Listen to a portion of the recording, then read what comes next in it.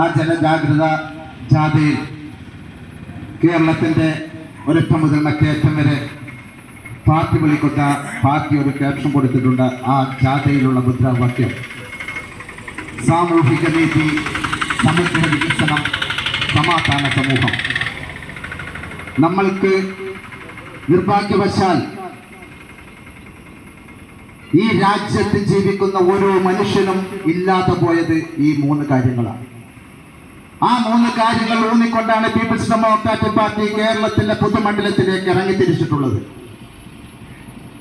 എന്തിനാണ് ഇപ്പോൾ ഇങ്ങനെ ഒരു ജാഗ്രത ജാഥയുമായി പാർട്ടി കേരള ജനതയ്ക്ക് മുന്നിൽ പ്രത്യക്ഷപ്പെട്ടിട്ടുള്ളത് എന്ന് ചോദിച്ചാൽ,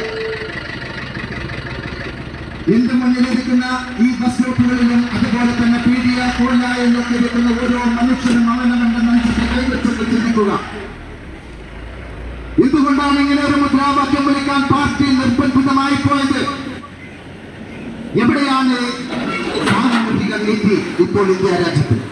അതൊരു ചോദ്യചിഹ്നമായി അങ്ങനെ കിടക്കുന്നു. രണ്ടാമത്തേത് സമഗ്ര വികസനമാണ്. ആ വികസനം, കേരളത്തിന്റെ വികസനം എവിടെ എത്തി നിൽക്കുന്നു എന്ന് ഈ പ്രസംഗിക്കുന്ന എന്നേക്കാൾ കൂടുതൽ എന്റെ പ്രസംഗം കേൾക്കുന്ന ഈ നാട്ടിലെ നല്ലവരായ ജനാധിപത്യ മതേതര വിശ്വാസികൾക്കറിയാം. ആദ്യത്തെ മുദ്രാവാക്യം സാമൂഹിക നീതിയിൽ അടിവച്ചുകൊണ്ട് തന്നെ ഞങ്ങൾക്ക് സംവദിക്കാൻ സാധിക്കും. എനിക്ക് മുന്നേ പ്രസംഗിച്ച പ്രാസംഗികൻ സൂചിപ്പിച്ചു, വളരെ ലളിതമായി സൂചിപ്പിച്ചു. ഇന്ന് രാജ്യം ഭരിക്കുന്ന രാഷ്ട്രീയ പ്രസ്ഥാനങ്ങളിൽ നിന്ന് ഈ സമൂഹത്തിന് നീതി ലഭിക്കുന്നുണ്ടോ? എവിടെയാണ് നീതി? 1-2 മാസങ്ങൾ കഴിഞ്ഞാൽ കേരള സംസ്ഥാനത്തിനെ സംബന്ധിച്ചിടത്തോളം ഒരു ത്രിതല പഞ്ചായത്ത് തെരഞ്ഞെടുപ്പ് നമ്മളുടെ വെളിപ്പാടകല വന്നു നിൽക്കുന്നു. ആ പഞ്ചായത്ത് തെരഞ്ഞെടുപ്പിൽ നമ്മൾ നമ്മുടെ ജീവനേക്കാൾ വില കൽപ്പിക്കുന്ന സമ്മതിദാനാവകാശം, ആ സമ്മതിദാനാവകാശം നമ്മൾ വിനിയോഗിക്കും. നമ്മൾ ഓരോരുത്തർക്കും ഓരോ പ്രസ്ഥാനത്തിന്റെ ആദർശം വിശ്വസിക്കുന്ന പ്രവർത്തകരായിരിക്കും നമ്മൾ. ആ പ്രസ്ഥാനത്തിന് നമ്മൾ വോട്ടിടപ്പെടും. പക്ഷേ രേഖപ്പെടുത്തിയ വോട്ടുകൾ ആ പ്രസ്ഥാനത്തിന് കിട്ടിയോ, അതോ ആ പ്രസ്ഥാനം വിജയിക്കാൻ പോകുമ്പോൾ കള്ള വോട്ടുകളിലൂടെ ഈ രാജ്യത്തിന്റെ ഭരണം പിടിച്ചടക്കിയിട്ടുണ്ടോ എന്ന് നമ്മൾക്ക് സംശയമാണ്. ഞാനിത് സൂചിപ്പിക്കാൻ കാരണം, ഏതാനും 4 ദിവസങ്ങൾക്ക് മുന്നേ നമ്മുടെ ബഹുമാന്യനായ ഇന്ത്യയുടെ പ്രതിപക്ഷ നേതാവ് ശ്രീമാൻ രാഹുൽ ഗാന്ധി രാഷ്ട്രീയപരമായി ഒരുപാട് അന്തരംഗങ്ങൾ തമ്മിലുണ്ട്. പീപ്പിൾസ് ഡെമോക്രാറ്റിക് പാർട്ടിക്ക് ഒരുപാട് അഭിപ്രായ വ്യത്യാസങ്ങളുണ്ട് ഇന്ത്യൻ നാഷണൽ കോൺഗ്രസിനോട്. ഈ രാജ്യത്തിന്റെ അവസ്ഥ ഇങ്ങനെ എത്തിപ്പെടാൻ കാരണം പീപ്പിൾസ് ഡെമോക്രാറ്റിക് പാർട്ടി ചിന്തിക്കുന്നത് ഇന്ത്യൻ നാഷണൽ കോൺഗ്രസ് ആണ്. അതുപോലെ തന്നെ ഇന്ത്യൻ നാഷണൽ കോൺഗ്രസിനെ സപ്പോർട്ട് ചെയ്യുന്ന മുന്നണിയിലുള്ള രാഷ്ട്രീയ പ്രസ്ഥാനങ്ങളാണ്. അതൊരു വശത്തങ്ങോട്ട് മാറ്റി നിർത്തിയാൽ ഇന്ത്യയുടെ പ്രതിപക്ഷ നേതാവെന്ന ആദരണീയനായ ശ്രീമാൻ രാഹുൽ ഗാന്ധി 2-3 ദിവസങ്ങൾക്ക് മുന്നേ ഒരു പത്രസമ്മേളനം നടത്തി. ആ പത്രസമ്മേളനത്തിൽ അക്കമിട്ടുകൊണ്ട് തെളിവ് സഹിതം ഡൽഹിയിൽ അദ്ദേഹത്തിന്റെ പാർട്ടി ആസ്ഥാനത്ത് ഒരു പത്രസമ്മേളനം നടത്തി. ആ പത്രസമ്മേളനത്തിൽ പറയുന്നു, കഴിഞ്ഞ തെരഞ്ഞെടുപ്പിൽ ഇന്ത്യ രാജ്യത്ത് അധികാരത്തിൽ വന്ന ഭാരതീയ ജനതാ പാർട്ടി കള്ള വോട്ടുകളുടെ കൂമ്പാരം കൊണ്ടാണ് അധികാരം പിടിച്ചടക്കിയത് എന്ന് പറയുന്നു. അതാണ് ഞാൻ നേരത്തെ സൂചിപ്പിച്ചത്.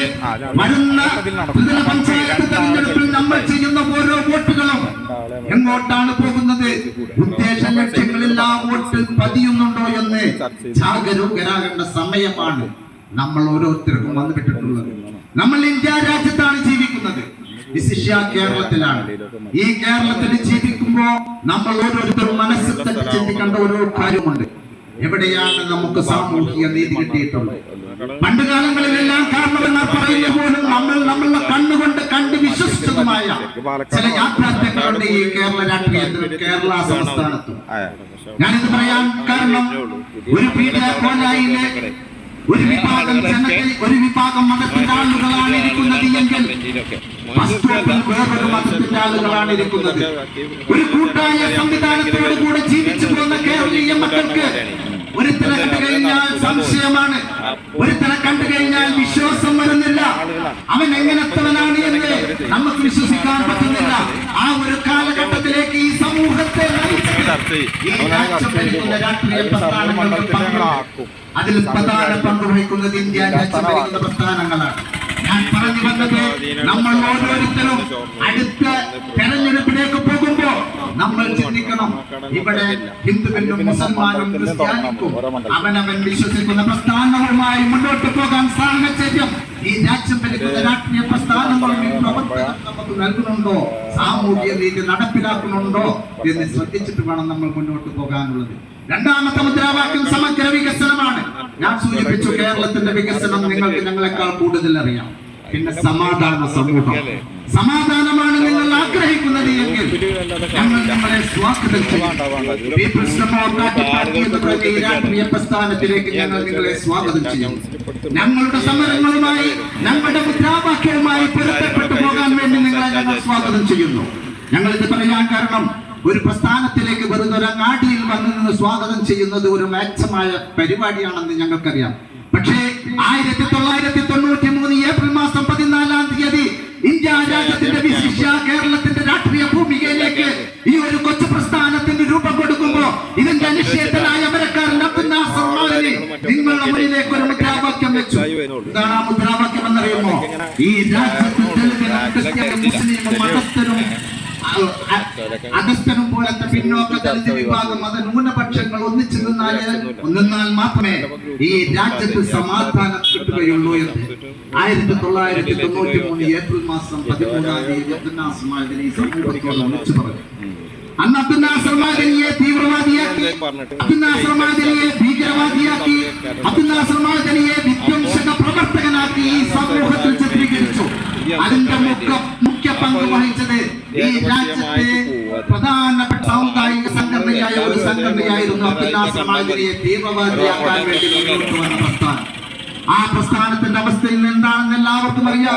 നേരത്തെ എന്റെ മുന്നേ സൂചിപ്പിച്ച പ്രാസംഗിക